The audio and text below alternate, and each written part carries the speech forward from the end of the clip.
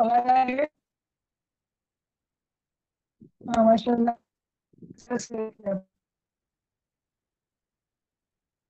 चलो मैं तो फुल स्क्रीन कर। अभी नहीं करना है रिकॉर्डिंग। अभी तो सिर्फ जैद मेरे को पोस्ट नहीं, अभी रिकॉर्डिंग कर दीजिए, 1 मिनट स्टार्ट तो नहीं हुई। मेरे को पोस्ट बना दीजिए ना आप। तो वो उसका पेज नंबर है तजल्लियात नबूवत का 49 पे हम लोग थे। और हम लोग यहाँ अल्लाह के रसूल की सल्लल्लाहु अलैहि वसल्लम की वही के ताल्लुक से पेज नंबर 49 ओपन कीजिए।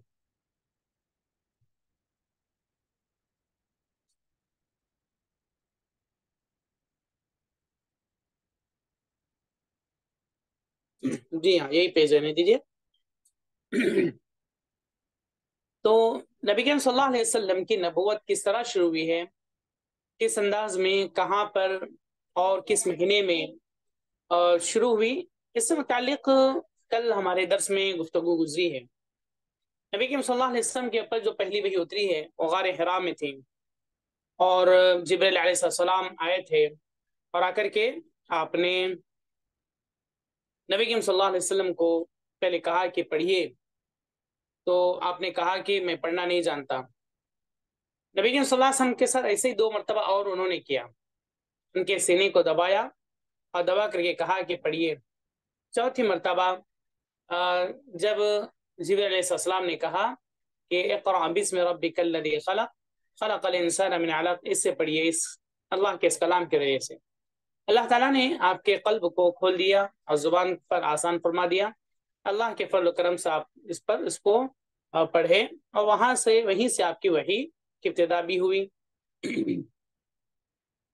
लिहाजा इस वही के नुज़ूल के बाद आप घर आए और आकर के जो है परेशान हाल रहे। और आप अपने घर में आकर के इस तरीके से खौफ के आलम में थे और खौफ के असरात आपके चेहरे पर नुमायां थे। और आपने अपने घर आकर के अपनी बीवी से कहा कि मुझ पर चादर उड़ा दो, मुझ पर चादर उड़ा दो। चुनाचे चादर उड़ा दी गई। जब उनके आप ने कहा कि मुझे अपनी जान का कुछ डर लगता है, आपकी ज़ौजे मुतहरा हज़रत खदीजा रज़ियल्लाहु तआला अन्हा ने आपकी हिम्मत बंधाई और आपके एहसानात और आपके अखलाक और आपकी खूबियों का तज़किरा करते हुए कहा कि इतने अच्छे इंसान को कभी अल्लाह ताला ज़ाय नहीं करेगा, बर्बाद नहीं करेगा, बल्कि अल्लाह ताला की ज़रूर मदद नुसरत आएगी। आप हिम्मत बांधिए और जो है हिम्मत से रहिए। ये हिम्मत नबी करीम सल्लल्लाहु अलैहि वसल्लम को ये बातें वाकई आपके लिए हिम्मत का बाइस बनी। और फिर खुद जो है आप अपने चचेरे भाई वरक़ा बिन नौफल के पास यानी कौन खदीजा रज़ियल्लाहु तआला अन्हा लेकर के गई।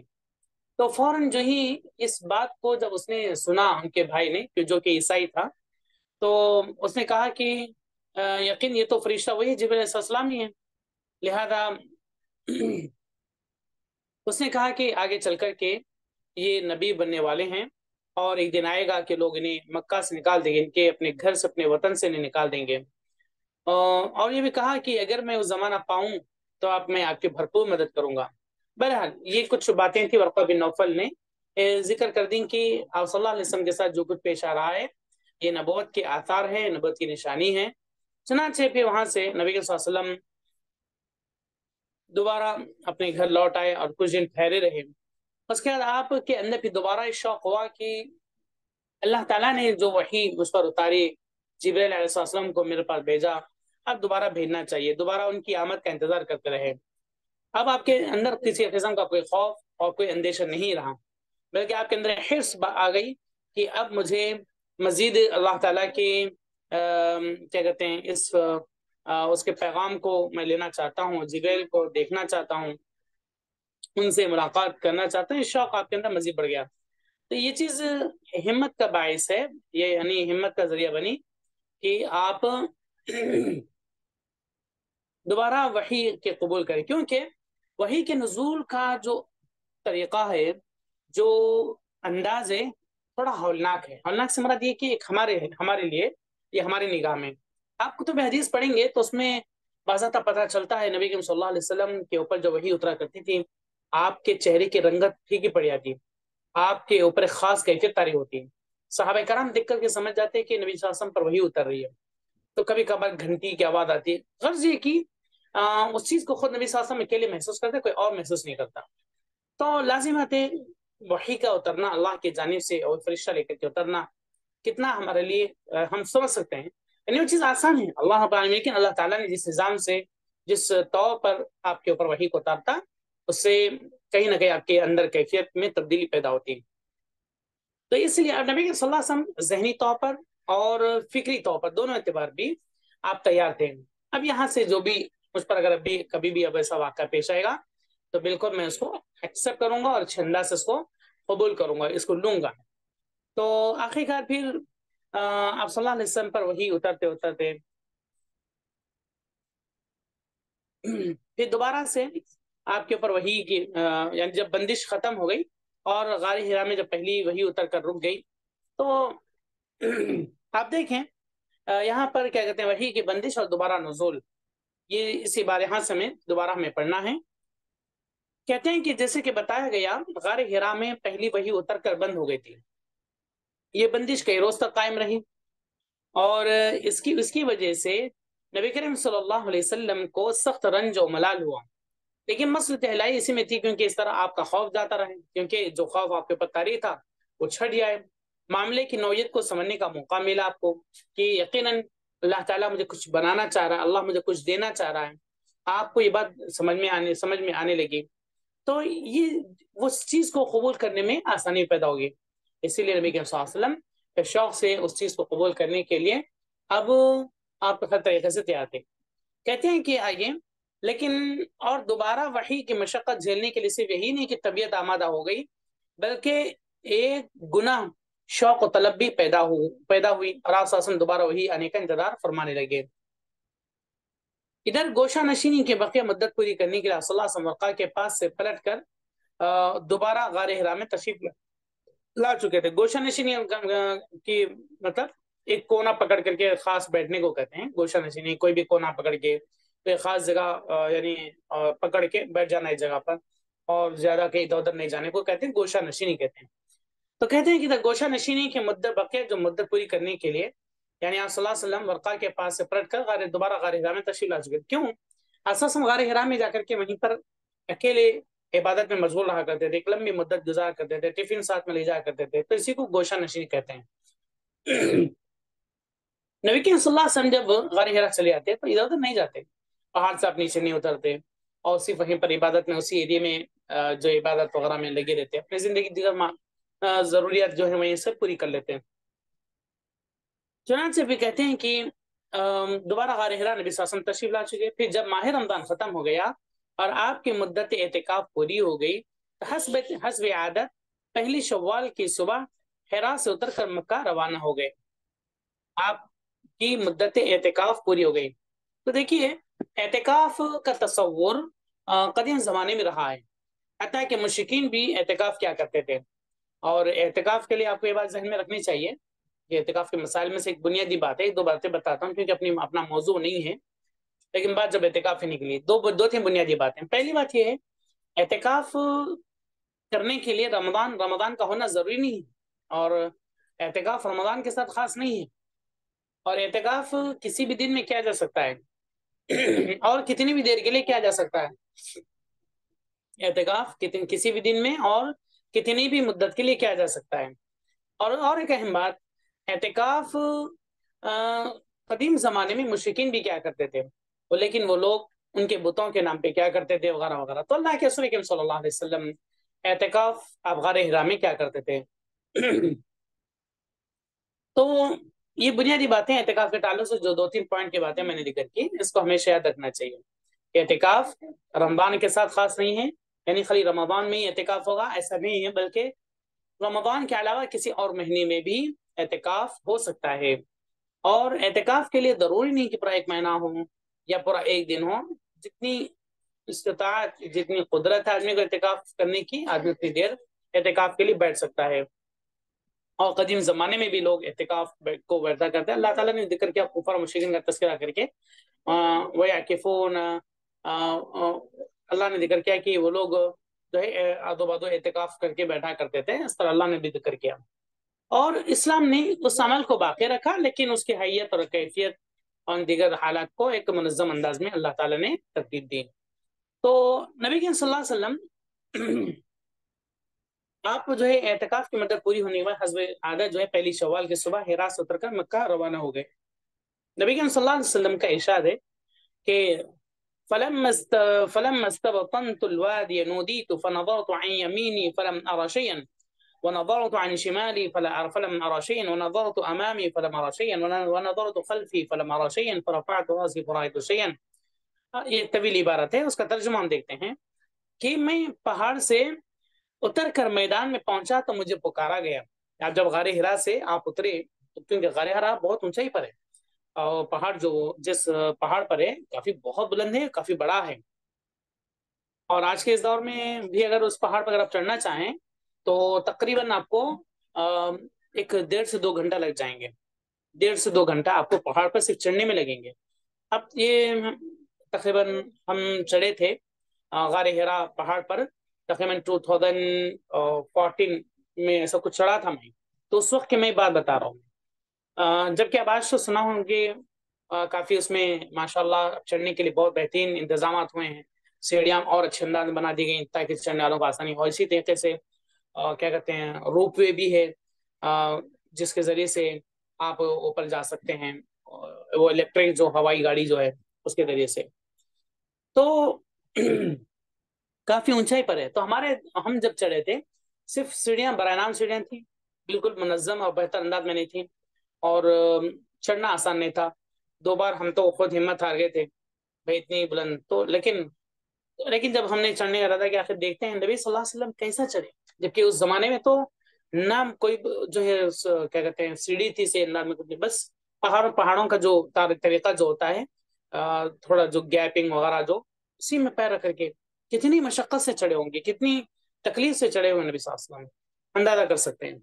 تو بہرحال میں پہاڑ سے، کہتے ہیں نبی صلی اللہ علیہ وسلم نے فرمایا میں پہاڑ سے اتر کر میدان میں جب پہنچا تو مجھے پکارا گیا، مجھے آواز آئی ایک، میں نے دائیں دیکھا تو وہاں کچھ دکھائی نہ دیا، بائیں دیکھا تو وہاں بھی کچھ دکھائی نہیں دیا، پھر آگے دیکھا تو وہاں بھی کچھ نظر نہیں آیا، پھر پیچھے دیکھا تو وہاں بھی کچھ نظر نہیں آیا۔ اس کے بعد میں نے سر اوپر اٹھایا تو کیا دیکھتا ہوں کہ جو فرشتہ حرا میں میرے پاس آیا تھا وہی آسمان اور زمین کے درمیان کرسی پر بیٹھا ہوا ہے، وہی فرشتہ آسمان اور زمین کے درمیان کرسی پر بیٹھا ہوا ہے، یعنی کہ آسمان اور زمین کے درمیان جو فاصلہ ہے زمین کے، اس درمیان کرسی ڈال کر کے فرشتہ بیٹھا ہوا ہے۔ یہ دیکھ کر میرا پورا وجود اس کے رعب سے بھر گیا، کیونکہ یہ اصلی حالت کی بات ہوئی۔ میرا وجود جو ہے پورا وجود جو ہے کیا کہتے ہیں رعب سے بھر گیا، یعنی تھوڑا ہیبت سے بھر گیا، یہاں تک کہ میں زمین کی طرف جا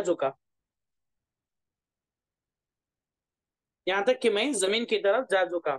پھر میں ختیجہ کے پاس آیا، یعنی کہ دیکھیے یہ سیکنڈ ٹائم تھا، تو لازم بات ہے نبی کریم صلی اللہ علیہ وسلم نے جس حالت میں نے دیکھا اس سے کہیں نہ کہیں رعب پیدا ہونا فطری امر تھا، یعنی رعب پیدا ہونا فطری امر مطلب یہ نیچرل یہ چیز انسان کے اندر ہے کہ کوئی ایک ایسی چیز کو دیکھ لیا جو انسان بڑی بھاری بھرکم ہے تو کہیں نہ کہیں اس کے اندر خوف پیدا ہوتا ہے، ہیبت طاری ہو جاتی ہے۔ یہ دلیل ہے، یہ واقعہ، یہ پوائنٹ دلیل ہے کہ نبی کریم صلی اللہ علیہ وسلم بھی ہمارے اور آپ کی طرح ایک انسان تھے، لیکن مقام و مرتبے میں آپ بہت اعلیٰ اور افضل اور امام الانبیاء ختم النبیین تھے، لیکن انسان ہی تو تھے جو یہ معاملہ پیش آیا۔ تو کہتے ہیں کہ پھر میں خدیجہ کے پاس آیا رضی اللہ تعالیٰ عنہا اور کہا کہ مجھے چادر اڑا دو، مجھ پر کمبل ڈال دو اور ٹھنڈے پانی کے چھینٹے مارو۔ چنانچہ انہوں نے کمبل اڑایا اور ٹھنڈے پانی کے چھینٹے مارے، پھر تب یہ آیتیں نازل ہوئیں، پھر اللہ تعالیٰ نے قرآن مجید کی آیتیں نازل فرمائیں۔ کیا ہے آیتیں؟ یہ سورہ مدثر کی ابتدائی آیات، بسم اللہ الرحمن الرحیم، یا ایھا المدثر قم فانذر وربك فكبر وثيابك فطهر والرجز فاهجر۔ اے کمبل اوڑھ کے سونے والے، مدثر مانے مزمل اور مدثر کے مانے کمبل اوڑھ کر کے سونے والے۔ اللہ نے فرمایا کہ کمبل کو اوڑھ کر کے سونے والے، قم فانذر، کھڑے ہو جا، اٹھ جا اور لوگوں کو ڈراؤ بدعملیوں سے، جہنم کے عذاب سے اور آخرت کے وحشتناک مناظر سے، वरब्बका फकब्बिर, और तुम अपने रब की बुलंदी और बड़ाई बयान करो, और तुम अपने रब की बड़ाई बयान करो। वसियाबका फताहिर, और अपने कपड़ों को पाक साफ रखो। वरुज्ज़ फहजुर, और गंदगी से अलग थलग रहो। यानी देखिए, अल्लाह ताला ने इब्तदाई जो आयत उतारी, उस आयत करीमा के अंदर अल्लाह ताला ने इन आयत में, यानी सूरतुल बकरा, आफन सूरतुल बकरा ने वो सूरह अलक, सूरह अलक की इब्तदाई आयत के बाद ये आयतें अल्लाह ताला ने उतारी हैं। ये आयत अल्लाह ताला ने उतारी, जिसमें क्या हुक्म दिया गया? नबी सल्लल्लाहु अलैहि वसल्लम को हुक्म दिया गया कि आपका मिशन ये है कि आप लोगों को आप समझाएं, आप लोगों को डराएं जहन्नम के खौफ से, गुनाहों के जो है उसकी वजह, उस गुनाहों के सबब होने वाले जो है अदाबात के सबब, दुनिया व आखिरत में अल्लाह की गिरफ्त और उसकी पकड़ से। मजीद ये कि अल्लाह ताला की बड़ाई बुजुर्गी बड़ाई बुजुर्गी बयान करो, यानी उसकी इबादत में लगे रहो। और अहम चीज सियाब का फताहिर, अपने कपड़ों को पाक साफ रखो, यानी खुसूसन अल्लाह ने इस बात का जिक्र किया, सियाब का फताहिर, अपने कपड़ों को पाक साफ रखो। इसीलिए आप देखें, नमाज पढ़ने के जो शराइत हैं, यानी कोई आदमी अगर नमाज पढ़ रहा है तो उसकी शराइत में से ये है कि वो जो कपड़ा जो पहना हो, यानी तीन चीजें पाक होना चाहिए, शर्त है तीन चीजें। क्या तीन चीजें? खुद उसका जिस्म पाक साफ हो, और अपने जिस्म पर जो कपड़े पहना हुआ हो, चाहे वो चादर की शक्ल में हो, चाहे कुर्ता पजामे की शक्ल में हो, चाहे शलवार की शक्ल में हो, जो भी हो, वो पाक साफ हो। जिस जगह पर नमाज पढ़ रहा है कि वो जगह भी पाक साफ हो। तो बहरहाल इस्लाम ने पाकी सफाई का बहुत एहतमाम करने का हुक्म दिया। इसीलिए अब तो वो रुशतुल ईमान कहा गया कि पाकी सफाई निस्फ ईमान है। तो यानी जबकि पाकी सफाई एक जाहिरी मामला है, यानी ओपन जिसे हम देखते हैं कि भाई कोई किसी चीज को साफ करना करना, लेकिन उस चीज को अल्लाह ताला ने ईमान से जोड़ा है, यानी कि उसकी अहमियत को बताने के लिए कि पाकी सफाई इस्लाम के अंदर कितनी अहमियत वाला अम्र है, कितनी अहम बातें। और हम मुसलमान आज इसी में फेल हैं। हम लोग पाकि सफाई की बात करें, हम अपने घरों में देखें, घरों के बाहर देखें, और हम अपने उठने बैठने की जगह देखें, अपने क्लासरूम देखें, या अपनी कोई और इस्तेमाल करने वाली चीजें देखें। बस कभी साल में कभी एक दो बार, या थोड़े दिन में थोड़े थोड़े दिन में कभी कर लिए, वरना नहीं तो गंदगी का आलम ये है। अल्लाहुल मुस्तआन। मुसलमान एरिए और गलियां ये पहचान बन गई हैं कि हम मुसलमान रहते हैं, जबकि गैर मुस्लिमों का मामला ये है, गैर मुस्लिमों का मामला ये है कि उनकी गलियां और उनके घरों को देखिए कि वो कितने नीट और साफ रखते हैं, अपने घरों के सामने, अपने घरों के अतराफ, हाँ, और अपने घरों के अंदर, हालांकि वो बातिल मजहब पर होने के बावजूद कितना एहतमाम करते हैं उनके। तो लिहाजा अल्लाह ताला ने हमें जब इतना कीमती हुक्म दिया, उसकी फजीलत को बयान किया, तो फिर हमें इस मामले में चूक हमसे नहीं होना चाहिए। ताकि सफाई हमारा हमारा बहुत तो इम्तियाज होना चाहिए, और हमारी जो है ये हमारी बड़ी निशानी, ये हमारी जो है ये बड़ी निशानी है कि अल्लाह ताला ने हमें क्या कहते हैं, पाक की सफाई का हुक्म दिया और हम उस पर अमल करें। तो लिहाजा बहुत ही अहमियत की बात है ये पाक की सफाई के सिलसिले में। और वो फहजुर, नबी सल्लल्लाहु अलैहि वसल्लम, अल्लाह ने क्या फरमाया? फिर कहा कि गंदगी से अलग थलग रह जाओ, गंदगी से अलग थलग रहो, जाहिरी और बातिनी दोनों। यानी बातिनी मतलब शिर्क और बिदात, खुराफात, बाप दादाओं के दीन से चलते हुए जो चीज आ रही है, जो जिहालत के रास्ते से, वो उसकी गंदगियों या जाहिरी गंदगियों से भी अपने आप को अलग थलग रखो। अल्लाह ताला ने इब्तिदाई इन आयत के अंदर जिक्र फरमाया। मजीद अब कहते हैं आगे, ये वाकया नमाज फर्ज होने से पहले का है, यानी ये वाकया अभी नमाज फर्ज होने से पहले का है, अभी नमाज फर्ज नहीं हुई। नमाज फर्ज तो मेराज में हुई, उसका जिक्र इंशाल्लाह अगले सबक में, आगे सबक में आगे आएगा। तो नमाज अभी फर्ज नहीं हुई, लेकिन कुछ वक्त की नमाजें नबी के सल्लल्लाहु अलैहि वसल्लम पढ़ा करते थे, दो वक्त की नमाजें, क्योंकि गुज़िश्ता कौमों के अंदर भी दो वक्त की नमाजों का एहतमाम हुआ करता था।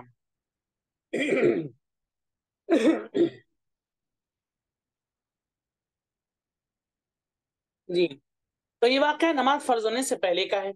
उसके बाद वही में तेजी आ गई, उसके बाद वही में तेजी आ गई। चुनांचे पैदर पे वही आने लगी, पैदर पे वही आने लगी। इन आयात से ان آیات سے آپ کی رسالت شروع ہوئی. آپ کی رسالت، آپ کی نبوت کے اتنے دنوں بعد شروع ہوئی جتنے دنوں وحی بند رہی تھی. یعنی یہ آپ کی یہ رسالت آپ کی نبوت کے اتنے دنوں بعد شروع ہوئی. دیکھیں ان آیات سے کہتے ہیں، صاحب کتاب کی اس بات کو غور کیجئے، ان آیات سے آپ کی رسالت شروع ہوئی اور سورہ علق کی آیات سے آپ نبی بنائے گئے. جو غار حرا میں جو پہلی وحی اتری اس سے آپ صلی اللہ علیہ وسلم نبی بنائے گئے. اور یا ایھا المدثر قم فانذر، ان آیات سے آپ رسول بنائے گئے. کیونکہ میں نے اس سے پہلے آپ کے سامنے ذکر کیا ہو تو آپ کو ذہن میں ہوگا نبی اور رسول کے درمیان کیا فرق ہے.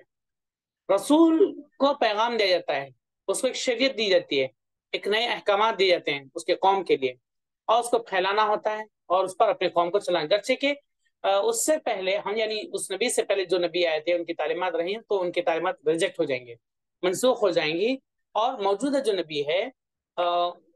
جو نبی ہیں اس نبی کے احکامات اور ان کی باتیں وہاں پر چلیں گی.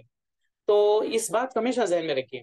سورہ علق کی آیات سے اللہ کے رسول کریم صلی اللہ علیہ وسلم نبی بنائے گئے اور سورہ مدثر کی آیات کے ذریعے سے نبی کریم صلی اللہ علیہ وسلم کو رسول کا بھی درجہ دے دیا گیا. یعنی اب آپ یہاں سے رسول ہیں، آپ کو ایک نئی شریعت دی جانے والی ہے اور آپ جو اس شریعت کو پھیلانا آپ کا کام ہے. اسے اس آیت کریمہ میں کہا ہے قم فانذر، جو کہا گیا قم فانذر، کھڑے ہو جاؤ اور لوگوں کو ڈراؤ. یہی ہے محل شاہد، یعنی جو کوڈ کرنے کا، جو آپ کے رسول ہونے کی دلیل ہے. یہ تو کہتے ہیں کہ آپ کی رسالت، آپ کی نبوت کے اتنے دنوں بعد شروع ہوئی جتنے دنوں وحی بن رہی تھی. یعنی جتنا فاصلہ اتنے دنوں کے بعد یہ آپ کی نبوت کی جو ہے نبوت کے بعد رسالت کی بات شروع ہوئی. ان آیات میں آپ صلی اللہ علیہ وسلم کو دو طرح کے کام سونپے گئے اور دونوں کے نتائج بھی بتا دیے گئے. ان آیات میں نبی کریم صلی اللہ علیہ وسلم کو دو طرح کے کام سونپے گئے اور دونوں کے نتائج بھی بتا دیے گئے. ایک کام یہ ہے کہ آپ لوگوں کو اللہ کا حکم بتائیں اور بدعملی کے نتائج سے ڈرائیں. ایک کام سب سے پہلا یہ ہے کہ قم فانذر، قم کھڑے ہو جاؤ، اور اب یا قم فانذر یعنی اٹھو اور ڈراؤ. آپ لوگوں کو اللہ کا حکم بتائیں اور بدعملی کے نتیجے، تو بدعملی نتیجہ اس کا. تو آپ کو یہ حکم قم فانذر، اٹھ اور ڈرا کے ذریعے سے دیا گیا، کیونکہ اس کے معنی یہ ہے کہ آپ لوگوں کو یہ بتا دیں اور سمجھا دیں کہ وہ جس طرح کی گمراہی بدعملی میں مبتلا ہیں اور غیر اللہ کی پوجا اور اللہ کی بعض صفات و افعال اور حقوق میں دوسروں کو شریک ٹھہرانے کا جو کام کر رہے ہیں، اللہ تعالیٰ اس پر ان کو عذاب دے گا. فانذر یہی ہے، فانذر یہی ہے اللہ تعالیٰ نے جو ذکر فرمایا کہ جو کچھ بھی اللہ تعالیٰ نے اپنے لیے جائز رکھا، روا رکھا، ہم جو اس کو اٹھا کر کے اللہ کے علاوہ کسی اور کے کو حوالے کر رہے ہیں، کسی اور کو دے رہے ہیں، تو یہ جائز نہیں ہے، یہ جائز نہیں ہے.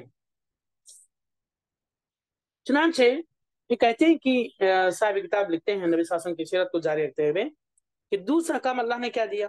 دوسرا کام یہ کہ آپ خود اپنے اوپر اللہ کے احکام کو لاگو کریں تاکہ آپ کو اللہ کی خوشنودی بھی حاصل ہو اور آپ دوسروں کے لیے نمونہ بھی ٹھہریں. یہ حکم بقیہ آیات میں دیا گیا ہے، یعنی یہ حکم بقیہ دوسری آیت میں یعنی وَرَبَّكَ فَكَبِّرْ وَثِيَابَكَ فَطَهِّرْ کے اندر دیا گیا ہے کہ آپ خود اپنے اوپر اللہ کے احکامات کو لاگو کریں تاکہ آپ کو اللہ کی خوشنودی بھی حاصل ہو اور آپ دوسروں کے لیے نمونہ بھی ٹھہریں، دوسروں کے لیے نمونہ بھی آپ بن سکیں. یہ حکم بقیہ آیات میں دیا گیا ہے، یہ حکم بقیہ آیات میں دیا گیا ہے. چنانچہ وَرَبَّكَ فَكَبِّرْ کا مطلب یہ ہے کہ آپ بڑائی اور کبریائی کے لیے اللہ ہی کو خالص کر لیں، اس میں کسی اور کو شریک نہ ٹھہرائیں. اور ثِيَابَكَ فَطَهِّرْ کے بظاہر معنی یہ ہیں کہ کپڑے اور جسم پاک رکھیں، آپ کپڑے اور جسم کو پاک رکھیں، کیونکہ اللہ کے سامنے نجاست اور گندگی کے ساتھ کھڑے ہونا ٹھیک نہیں ہے، کیونکہ اللہ کے سامنے نجاست اور گندگی کے ساتھ کھڑے ہونا ٹھیک نہیں. مگر محققین کے نزدیک اس کے معنی یہ ہیں کہ اپنی روح کو پاک اور منزہ رکھیں، اپنی روح کو پاک اور منزہ معنی صاف ستھرا، بالکل صاف ستھرا. وہ اپنے اللہ کے سامنے ہے. اچھا، محققین کے نزدیک اس کے معنی یہ ہے کہ اپنی روح کو پاک رکھیں، منزہ رکھیں. ٹھیک ہے، یہ اللہ تعالیٰ نے یہاں پر ذکر فرمایا. آگے اللہ رب العالمین نے پھر مزید ارشاد فرمایا وَالرُّجْزَ فَاهْجُرْ، اور والرجز فاجر کے معنی یہ ہے کہ اللہ کی ناراضگی و عذاب کے اسباب سے اور قوم کی بدعمالیوں، گندگیوں اور آلودگیوں سے الگ ہو جائے. والرجز فہجر کے معنی یہ ہیں کہ وثیابک فطہر والرجز فہجر کے معنی اللہ کی ناراضگی و عذاب کے اسباب سے اور قوم کی بدعمالیوں، گندگیوں اور آلودگیوں سے آپ الگ تھلگ ہو جائیں۔ اور مزید اللہ نے جیسے فرمایا وَلَا تَمْنُنْ تَسْتَكْثِرْ، زیادہ چاہنے کے لیے احسان نہ کر، یعنی کچھ بھی زیادہ چاہنے کے لیے دنیاوی حرص، یعنی اس کا مطلب یہ ہے کہ اس دنیا میں احسان کے بدلے کی خواہش اور امید نہ رکھو، احسان کے بدلے کی خواہش اور امید نہ رکھو، بلکہ سمجھ لیں کہ مشکلات اور آزمائشوں کا راستہ ہے، یعنی احسان آپ کو کرتے جانا ہے، اللہ جب چاہے اس کو بدلا اس کا بدلہ دے، جیسے دنیا میں دے آخرت میں دے، جیسا چاہے اس کی مرضی ہے، لیکن کوئی احسان کر کے اس کے فوراً بیک میں جو ہے آپ اس کے احسان کا بدلہ تلاش نہ کریں، یہ کہنا چاہتے ہیں اللہ رب العالمین، یہاں یہ کرنا چاہتے ہیں زیادہ چاہنے کے لیے احسان نہ کریں۔ تو جیسے کہ مثال کے طور پر اس کی مثال ایسے لی جا سکتی ہے کہ تم اللہ کے راہ میں صدقہ تو کرو، لیکن زیادہ لوگوں سے واہوائی چاہنے کے لیے صدقہ مت کرو، کیونکہ وہ تو ریاکاری ہو جائے گی۔ اب لوگوں کی واہوائی اور لوگوں کی نگاہ میں ادھر آپ کا مرتبہ مقام بلند ہو اور جو ہے آپ کا نام کی شہرت ہو، اس کے لیے آپ صدقہ خیرات کر رہے ہیں تو گناہ ہے۔ تو اس کے لیے یہی بات بھی ایسی ہے یہ بات بھی ایسے ہی ہے کہ احسان اس دنیا میں احسان کے بدلے کی خواہش امید نہ رکھیں، بلکہ سمجھ لیں کہ مشکلات اور آزمائشوں کا راستہ ہے، لہذا اپنی قوم کا دین چھوڑنے اور ایک اللہ کی طرف بلانے پر تکالیف اور دشواریاں سہنے کے لیے تیار رہیں، اپنی قوم کا دین چھوڑنے اور ایک اللہ کی طرف بلانے پر تکالیف اور دشواریاں سہنے کے لیے تیار رہیں، اور وَلِرَبِّكَ فَاصْبِرْ، اپنے رب کے لیے صبر کریے، اور اپنے رب کے لیے صبر کیجیے، یعنی جو کچھ بھی آزمائش آئیں، جو کچھ بھی ہو، ہر معاملے سے عبادت کے معاملے میں صبر کریں تو خاموشین درسانے والی اذیت ہیں اس پر صبر کیجیے، گناہ سے آپ بچ رہے ہیں تو اس پر صبر کیجیے، تو وَلِرَبِّكَ فَاصْبِرْ اسی لیے کہا گیا اسے۔ یہ نبی کریم صلی اللہ علیہ وسلم کی کیا کہتے ہیں جو دوسری آپ کے اوپر وحی اتری، اور اس دوسری وحی کے تعلق سے جو باتیں اب یہاں پر آئیں، آپ صلی اللہ علیہ وسلم کے اوپر کون سی آیت تھی، اور ان آیات کے ذریعے سے آپ کو رسالت کا بھی حکم دیا گیا اور آپ کو رسول بنا دیا گیا، آپ کو رسول کا درجہ دے دیا گیا، اور مزید ساتھ ہی ان آیات کی کا صحیح معنی، اس کی صحیح تشریح کیا ہے وہ بھی آپ کے سامنے بات آ گئی۔ اب جب رسول بنا دیا گیا تو لازمات ہے بڑی ذمہ داری آپ کے سر پر قائم ہو گئی، وہ کیا ہے؟ تبلیغ کا آغاز کرنا ہوگا، لوگوں کے سامنے کھل کر کے بولنا ہوگا، لوگوں کو سمجھانا ہوگا۔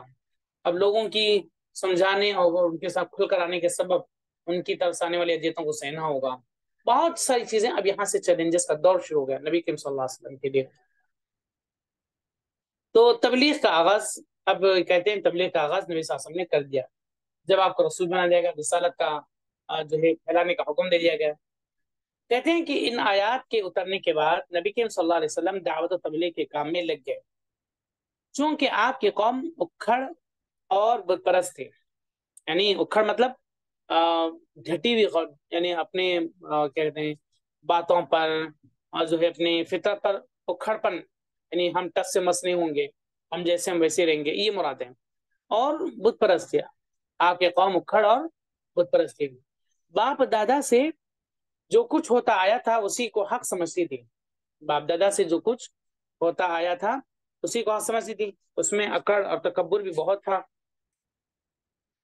نیز اپنے معاملات کے فیصلے تلوار سے کیا کرتے تھے، اس لیے اللہ نے آپ صلی اللہ علیہ وسلم کے لیے یہ راستہ چنا کہ تبلیغ کا کام خاموشی اور رازداری سے کریں، اس لیے اللہ نے آپ صلی اللہ علیہ وسلم کے لیے یہ راستہ چنا کہ تبلیغ کا کام خاموشی اور رازداری سے کریں، اور صرف اسی کو مخاطب کریں جو بھلا، حق پسند، قابل اطمینان ہو، اور ان میں بھی سب سے پہلے اپنے گھر، کنبے، قبیلے اور دوسرے احباب کو دعوت دیں، یعنی دعوت میدان میں ایک معنی میں یہ ایک اسلوب ہے، ایک راستہ ہے جسے ہم کہتے ہیں حکمت کا پہلو، یہ حکمت کا پہلو ہے کہ آدمی سب سے پہلے کس انداز سے اپنی دعوت شروع کرے، غیر مسلموں میں خاص کر اگر وہ دین کی بات رکھتا ہے تو کیسے لوگوں کے سامنے پہلے رکھے، اس سے ہمیں پتہ چلتا ہے۔ آپ ساسم دیکھیے، غور کیجیے کیا کہا اللہ کے رسول کے تعلق سے، آپ جو ہے یہ راستہ چنا کہ تبلیغ کا کام خاموشی اور رازداری سے کریں، کیوں؟ اس وجہ سے کہ لوگ ابھی فرسٹ بہت شدت سے آپ کی مخالفت کریں گے، آپ کا انکار کریں گے، آپ کے خلاف جو ہے واویلا مچائیں گے۔ تو اسی لیے نبی صلی اللہ علیہ وسلم نے پہلا کام جو کیا گیا، خاموشی اور رازداری سے کرے آپ کیا آپ صلی اللہ علیہ وسلم۔ پھر اسی کو مخاطب کریں جو بھلا، حق پسند اور قابل اطمینان، یعنی کہ جو مزاج میں فطرت میں سمجھنے والا ہو، دانا ہو، صاحب عقل ہو، اور کسی بھی معاملے کو سنجیدگی سے سمجھتا ہے، سنتا ہے، اس کا جو فیصلہ لنس کرتا ہے، ایسے لوگوں کو پہلے مخاطب کریں۔ آپ صلی اللہ علیہ وسلم نے مخاطب کیا، اور ان میں بھی سب سے پہلے آپ نے اپنے گھر، اپنے قبیلے اور اپنے کنبے سے، دوست احباب سے شروع کیا۔ آپ نے ایسا نہیں کہ اپنے گھر والوں کو چھوڑ دیا، رشتے داروں کو چھوڑ دیا، اپنے بہن بھائیوں کو چھوڑ دیا، اور دیگر سب لوگوں کو چھوڑ کر کے اب وہ دوسری طرف دنیا کے، یعنی دنیا کی طرف چل پڑے، لوگوں کی طرف چل پڑے۔ لازمت ہے اگر ایسا ہوگا تو دنیا پہلے کیا کہے گی، جاؤ، اگر ہم غلط ہیں تو تمہارے خاندان والے بھی تو غلط ہیں، وہ بھی وہی کر رہے ہیں۔ اگر ہم غلط ہیں تو آپ کے دوست احباب بھی غلط ہیں، کیونکہ وہ بھی وہی کر رہے ہیں۔ اگر ہم غلط ہیں تو آپ کے جو ہے رشتے دار بھی غلط ہیں، کیونکہ وہ بھی ایسے کر رہے ہیں۔ پہلے جاؤ آپ اپنے رشتے دار کو سمجھاؤ، پہلے جاؤ آپ اپنے خاندان والوں کو سمجھاؤ۔ کوئی بھی شخص یہی بات کہے، کوئی بھی شخص ہو یہی بات کہے گا۔ اسی لیے نبی صلی اللہ علیہ وسلم نے اس کی ابتدا پہلے اپنے گھر، قبیلے، خاندان، کنبے وغیرہ سے کی، تاکہ حجت باقی نہ رہے، اور ابتدا بھی کسی کام کی جو صحیح طور پر شروع، خاص کر نبوت کا کام، یعنی یہ تبلیغ کا کام تھا، تو زیادہ پیاسے آپ کے قریبی ہونا چاہیے۔ اس سے ناحیے سے نبی صلی اللہ علیہ وسلم نے پہلے اپنے گھر، قبیلے، کنبے سے شروع کی۔ جب آپ نے تبلیغ کا جب آغاز کیا تو پہلے ایمان آنے والے کون ہوئے؟ کس نے قبول کیا، کس نے انکار کیا، کس نے کیا کہا؟ یہ بہت اہم سبق ہے، اور یہ بہت اہم معلومات ہیں جس کا سیرت نگاروں نے اپنی کتابوں میں یہاں صلی اللہ علیہ وسلم تعلق سے محفوظ کیا۔ کہتے ہیں کہ اس پروگرام کے مطابق نبی کریم صلی اللہ علیہ وسلم نے دعوت و تبلیغ شروع کی۔ اس پروگرام کے متعلق، یعنی تعلق کے مطابق، یعنی کہ دعوت تبلیغ کے پروگرام کے مطابق نبی صلی اللہ علیہ وسلم نے دعوت و تبلیغ شروع کی تو کئی خوش قسمت لوگوں نے اسے لپک کر قبول کیا اور ایمان لے آئے۔ کئی خوش قسمت لوگوں نے اس دعوت کو قبول کیا، کیونکہ جانتے تھے کہ باپ دادا کا دین کیا ہے، اس کی حقیقت کیا ہے، اور اس کا پرچہ، یعنی اس کی حفاظت کرنے والا کون ہے، کیا ہے، سچی طرح جانتے تھے۔ اس وجہ سے جب انہیں یہ بات سمجھ میں آئی اور حق لگی، اور خاص کر نبی صلی اللہ علیہ وسلم کی جانب سے آئی، تو ان لوگوں نے اسلام کو قبول کیا اور پر ایمان بھی لے آئے۔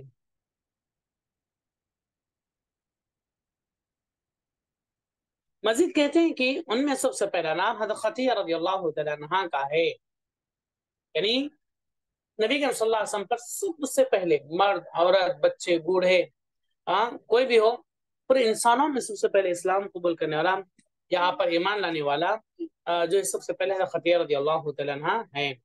وہ آپ کی بیوی ہونے کی وجہ سے آپ کے بلند اخلاق اور اعلیٰ کردار کو سب سے اچھی طرح جانتی تھی، اور انہیں یہ بھی پتا تھا کہ ایک آخری نبی کی آمد ابھی باقی ہے، اور وہ خود آپ کے تعلق سے کچھ معجزانہ حالات و واقعات بھی سن چکی تھی کہ معجزانہ طور پر آپ کے ساتھ کیا کیا معاملہ ہوا، شام کے سفر میں کیا کیا معاملہ پیش آیا، اور جو ہے کیا کیا چیزیں ہوئی، تو ساری چیزیں وہ جانتے تھے۔ اس وجہ سے انہیں نبی کے صلی اللہ علیہ وسلم کو نبی ماننے اور آپ پر ایمان لانے کے لیے آپ کو کسی طریقے کی جو ہے محنت نہیں کرنی پڑی، اور آپ کو بہت زیادہ سوچنا نہیں پڑا، کیونکہ آپ نبی صلی اللہ علیہ وسلم کے بالکل قریبی ہیں۔ دیکھیں یہ بھی بہت بڑی توفیق کی بات ہے۔ دیکھیے ہر ضروری نہیں کہ نبی صلی اللہ علیہ وسلم کی بیوی ہے تو ایمان لا ہی لینا ضروری نہیں، جیسے میں نے اس سے پہلے ذکر کیا تھا کہ نوح علیہ السلام کی بیوی اسلام نے قبول کی، آپ پر ایمان نہیں لائی۔ لوط علیہ السلام کی بیوی آپ پر ایمان نہیں لائی، آپ کی رسالت پر جو ہے ایمان نہیں لائی۔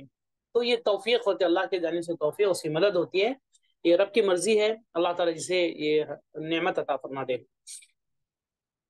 کہتے ہیں کہ وہ آپ کے تعلق سے کچھ معجزانہ حالات اور واقعات بھی سن چکی تھی، اور آپ صلی اللہ علیہ وسلم نبوت و رسالت کی جھلک بھی اور آپ صلی اللہ علیہ وسلم میں نبوت و رسالت کی جھلک بھی دیکھ چکی تھی۔ ان سب پر مزید یہ ہے کہ ورقہ جیسے صاحب علم و بصیرت، جو کہ عیسائی پادری تھا، تو وہ بھی جو ہے اس نے بتایا تھا کہ ہیرا میں جو فرشتہ آپ کے پاس آیا تھا وہ حضرت جبرائیل علیہ السلام تھے، اس نے نام بھی بتا دیا تھا، اور وہ جو کچھ لائے تھے وہ وحی الہی تھی۔ اور سب سے آخری بات یہ کہ سورہ مدثر کی ابتدائی آیات جب اتر رہی تھی، حضرت خدیجہ رضی اللہ تعالیٰ عنہا بنفس نفیس وہاں موجود تھیں، یعنی آپ کے گھر میں، آپ نبی صلی اللہ علیہ وسلم اپنے گھر میں موجود تھے اور اس گھر میں نازل ہو رہی تھی، اس لیے یہ بالکل فطری بات تھی کہ وہ سب سے پہلے ایمان لاتے ہیں۔ فطری بات بھی تھی، اصولی بات بھی تھی، اور اخلاقی بھی بات تھی کہ سب سے پہلے آپ ایمان لاتے ہیں۔ حضرت خدیجہ رضی اللہ تعالیٰ عنہ نے ہر اعتبار سے سب سے پہلے آپ پر ایمان لایا، آپ کو رسول مان لیا اور آپ کو قبول کیا۔ ادھر ان آیات کے اترتے ہی نبی کریم صلی اللہ علیہ وسلم اپنے جگری دوست ابوبکر رضی اللہ تعالیٰ عنہ کے پاس گئے۔ حضرت ابوبکر رضی اللہ تعالیٰ نبی صلی اللہ علیہ وسلم کے جگری دوست تھے، اور انہیں اپنی نبوت رسالت سے آگاہ کرتے ہوئے ایمان لانے کی دعوت دی،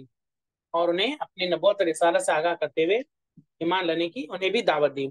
انہوں نے بھی بغیر کسی چھو چرا کے آپ پر ایمان قبول کر لیا اور فوراً تصدیق کرتے ہوئے حق کی شہادت دے دی۔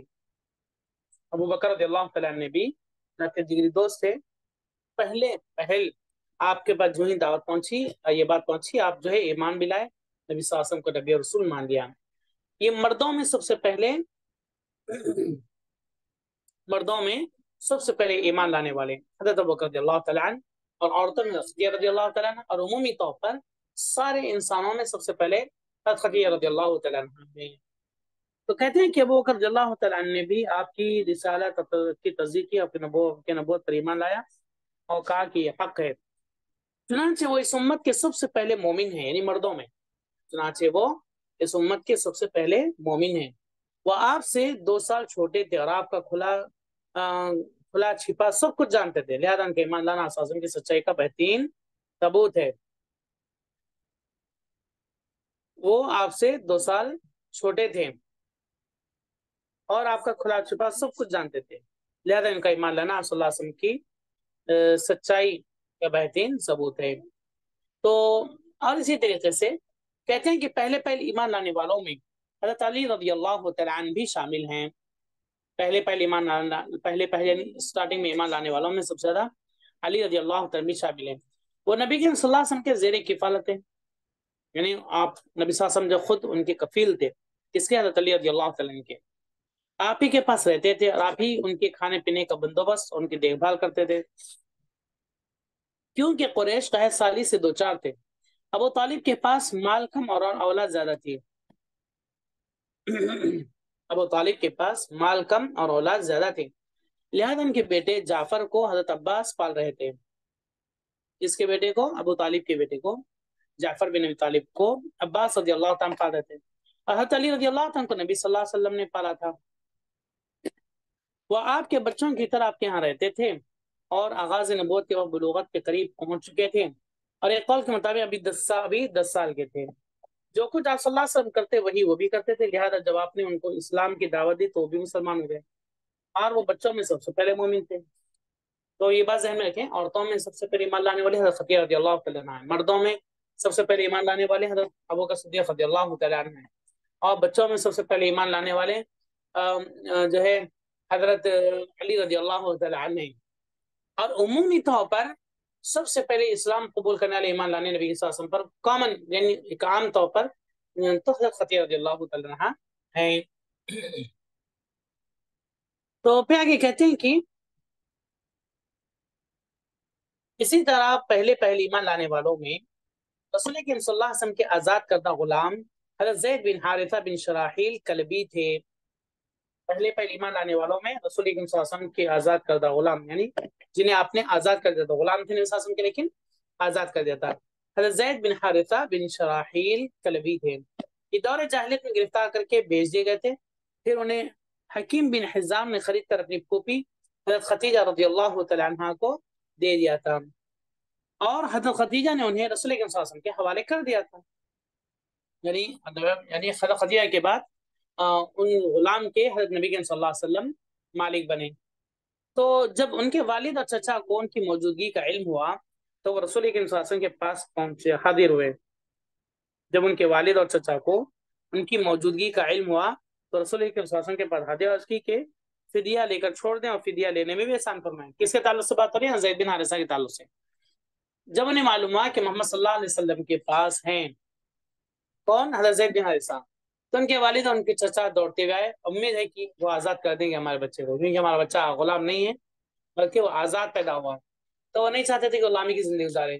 تو وہ امید سے آئے نبی کے وسلم کے پاس کہ اگر ہم سفارش کریں تو محمد صلی اللہ علیہ وسلم ضرور قبول کریں گے, اس کو آزاد کر دیں گے. چنانچہ ہوا بھی ویسے ہی. وہ آئے اور آ کر کے کہا کہ آپ ہمارے بچے, میرے بچے کو جو فدیہ لے کر کے چھوڑ دیجیے, یا فدیہ لینے میں بھی احسان فرما دیجیے, یعنی فدیہ اگر نہیں لینا چاہتے بغیر لیے میرے بچے کو چھوڑ دیجیے, یہ احسان ہوگا آپ کا. آپ نے زید کو بلایا اور اختیار دیا کہ چاہے آپ کے پاس رہیں, چاہے والد اور چچا کے ساتھ چلے جائیں.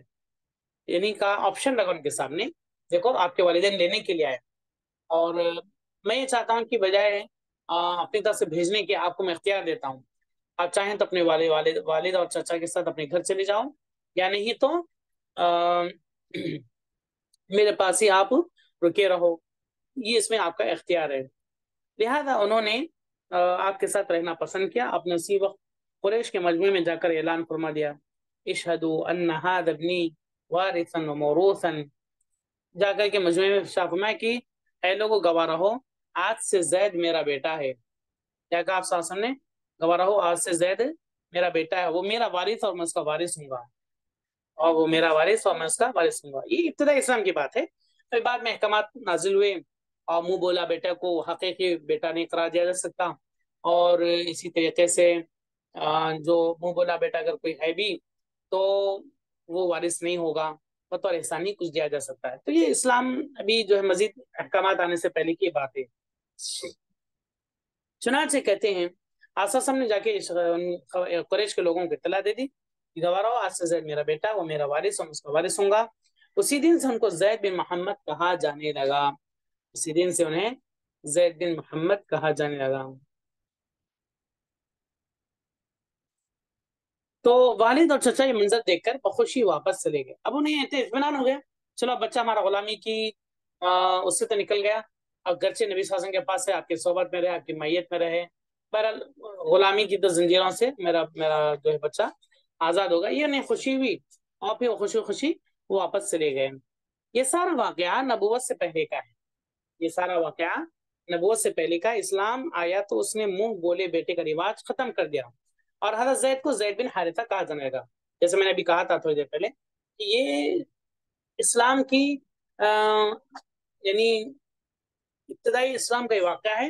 تو ابتدائی اسلام میں اس بات کی گنجائش تھی جو پرانے زمانے میں لوگ جیسا کرتے تھے, لیکن اسلام نے اس سلسلے میں بھی ہماری رہنمائی فرمائی. بہت سارے لوگ آج اس زمانے میں ہیں ایسے جن کے اولاد نہیں ہوئی, تو کسی کے بچے کو گود لے لیے, کسی بچے کو پال لیے, تو وہ کیا کرتے ہیں, ان کے جو اس بچے کا یا بچی کا جو حقیقی باپ ہے اس کے باپ کا نام نکال کر کے جو پال لے رہے ہیں ان کا نام لگا دیتے ہیں, اس کے مرد کا نام لگا دیتے ہیں. یہ حرام ہے, جائز نہیں ہے, یہ عمل حرام ہے, جائز نہیں. کیوں؟ اس وجہ سے کہ نسبت کو نہیں ہٹایا جا سکتا, نہیں کر آپ پال سکتے ہیں, شریعت نے پالنے کی اجازت دی, دیکھ ریکھ کرنے کی اجازت دی, اور ان کے پرورش کی اجازت دی, لیکن نام ہٹانے کی شریعت نے بالکل اجازت نہیں دی. اور آدمی کو شرم بھی نہیں آنا چاہیے اس سلسلے میں, کوئی گھبرانا نہیں چاہیے. لوگ کہ وہ کیا کریں گے, اگر اللہ نے اسے اولاد سے نہیں نوازا اس لیے اسے کسی اولاد کو پال لیا, وہ لوگ بھی کسی برا نہیں سمجھتے ہیں. قدیم زمانے سے چلتا رہا, آج بھی چلتا ہے یہ چیز, آج بھی چلتی ہے. تو لہٰذا اس چیز کے لیے شرمانا اور جو ہے اس کے حقیقی باپ کا نام مٹا کر کے اپنا نام رکھنا گناہ ہے. اللہ تعالیٰ نے اسی لیے قرآن مجید میں اسی مسئلے پر جو ہے آیت کریمہ اتاری. جب شروع میں لوگ زید بن حارثہ رضی اللہ تعالیٰ عنہ کو زید بن محمد کہتے تھے, زید بن محمد کہا کرتے تھے, تو جب یہ آیت کریمہ ہوتی 22 پارے میں ما كان محمد ابا احد من رجالكم ولكن رسول الله وخاتم النبيين وكان الله بكل شيء عليما, جب یہ آیت کریمہ ہوتی ہے کہ ما كان محمد ابا احد, کہ محمد صلی اللہ علیہ وسلم تم مردوں میں سے کسی کے بھی وہ والد نہیں ہیں. تم مردوں میں سے کسی کے بھی, یعنی عورتوں کے تو ہیں, یعنی آپ کی بیٹیاں کے آپ تو والد ہیں, لیکن بیٹوں میں آپ کے حقیقی بیٹے کو زندہ نہیں. اسی لیے کہا کہ تم مردوں میں سے کسی کے وہ والد نہیں ہیں. ما كان محمد ابا احد من رجالكم ولكن رسول اللہ, لیکن ہاں وہ اللہ کے رسول ہیں, وخاتم النبیین وغیرہ. جب یہ آیت کریمہ ہوتی تب نبی کریم صلی اللہ علیہ وسلم نے اعلان کروا دیا کہ آج کے بعد کوئی بھی زید کو زید بن محمد نہیں کہے گا, بلکہ زید کو زید بن حارثہ ہی کہا جائے گا. تب سے اسلام نے اس بات کو, اس عمل کو, جو اس چیز کو برا قرار دیا اور حرام قرار دیا ہے. لہٰذا آدمی نہیں کرنا چاہیے ایسا, کسی آدمی کو بھی ایسا نہیں کرنا چاہیے, یہ بہت سخت گناہ ہے. اب یہاں चार तरीके की बातें, चार लोग ईमान लेकर के आए और चारों अलग अलग कैटेगरी के हैं। पहले औरतों की कैटेगरी से हज़रत खदीजा रज़ियल्लाहु तआला अन्हा सबसे पहले इस्लाम लेकर के आए। मर्दों की कैटेगरी से यानी मर्दों से मर्द जो रियल जो मर्द हैं, यानी मर्द जो बड़ी उम्र के जो होते हैं, तो उनमें जो है अबू बकर सिद्दीक़ रज़ियल्लाहु तआला अन्हु इस्लाम लेकर के आए सबसे पहले। अब बच्चों में, चाहे बच्चे लेडीज गर्ल्स में हों कि बॉयज में हों, तो उनमें हज़रत अली रज़ियल्लाहु तआला अन्हु सबसे पहले इस्लाम कबूल करें। अब उसके बाद गुलाम भी एक कैटेगरी थी उस जमाने में, और आज भी गर्चे है लेकिन अमल नहीं है इसके ऊपर, तो गुलाम भी एक कैटेगरी है। गुलामों में सबसे पहले इस्लाम लाने वाले ज़ैद बिन हारिथा रज़ियल्लाहु तआला अन्हु हैं। और एक बात यहाँ पर क्या कहते हैं, नहीं ठीक है, तो अल्लाह के रसूल सल्लल्लाहु अलैहि वसल्लम पर ईमान लाने वाले इब्तदाई दौर में ये चारों लोग इस्लाम इन्होंने कबूल किया और ईमान लेकर के आए, ये चार कैटेगरी के अंदर लोग। लेकिन अब एक बात फिर यहाँ पर एक जहन नशीन रखें, बारहा मैंने इससे पहले कहा कि वो ये कि अगर सवाल किया जाए कभी भी जिंदगी में कि सबसे पहले मर्द औरतों बच्चों सब ने सबसे पहले इस्लाम किसने कबूल किया, ये नबी सल्लल्लाहु अलैहि वसल्लम पर ईमान कौन लाया, तो हज़रत खदीजा रज़ियल्लाहु तआला अन्हा है। हज़रत खदीजा रज़ियल्लाहु तआला अन्हा है।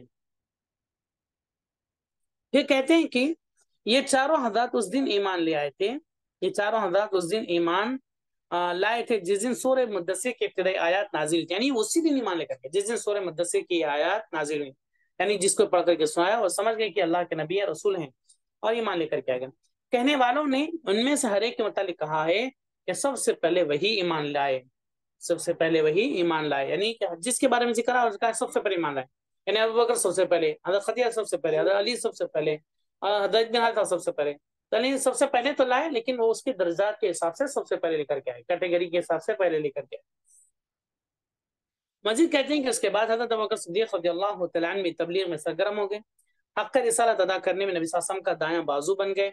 वो बड़े बेबाक, बड़े पाक दामन और पसंदीदा, नरमिजाज, शरीफ, दरियादिल और माज़ज़ इंसान थे, शरीफ, दरियादिल और माज़ज़ इंसान थे।